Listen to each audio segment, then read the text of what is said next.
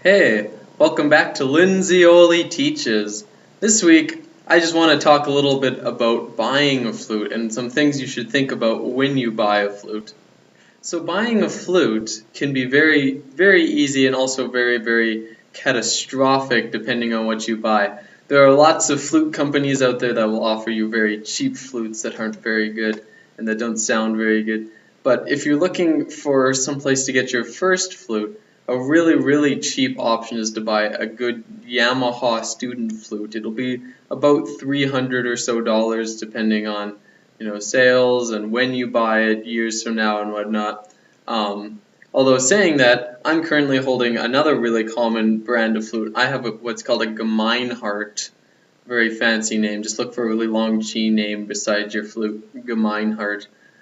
They're also really solid. They're usually a little bit more expensive than Yamaha. Yamaha is going to be your really straightforward, cheap option for a flute if you're just getting started. Now, some things to think about for flutes. There's a couple of different options with different things you go for. Most flutes are made out of, metal, but that metal is usually a nickel alloy. And that's what's going to be a really cheap option. As you get to higher and higher level flutes, you'll find flutes that are made out of silver and gold and sometimes even platinum, I've heard, but that's very, very rare. Usually, though, before you upgrade the body and the foot of your flute, you're going to upgrade your mouthpiece. So I know lots of people who play flute and they have like a silver body and then their mouthpiece will be gold, because the mouthpiece is actually what's going to make the majority of your sound. It's the main resonating factor of the instrument, right? Think of it sort of like the reed on your saxophone. It's really important to invest in good reeds because it can sometimes make more of a difference than the saxophone you're playing. Depending on the circumstances, a really bad reed is going to honk and squeak, and no matter how good your saxophone is, it's not going to sound good. Flute, it's sort of the same way, it's a little bit different.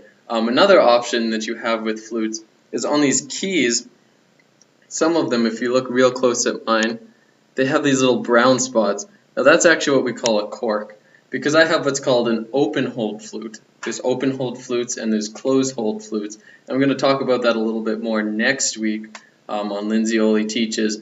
But safe to say, when you're starting out, you're probably going to just want a close-hold flute until you start getting better. And then you can start looking into getting an open-hold flute. Obviously mine, I have an open-hold flute, and I have these corks in there, so it's basically just a close-hold flute for me getting started. But I do have the option to take them off, and we will be looking more at that next week. And we're going to see the differences and some of the things you need to worry about and focus on in order to play that way. Above all else, though, you should just get a really simple flute. If you start taking private lessons, that's probably when you're going to start upgrading your flute a lot more. And then hopefully your private lesson instructor will know even more than what I've been able to give you now. But this is just the basics of things to look for when buying a flute, and some different tiers of what flutes have. Some other options you have, there are wooden flutes, especially wooden piccolos, if you want to get into playing piccolo. Wooden flutes tend to be a little bit different, and I'm hoping on Linzioli Plays next week I might be using a wooden flute. So we'll look forward to that. Thanks for coming and enjoy your day.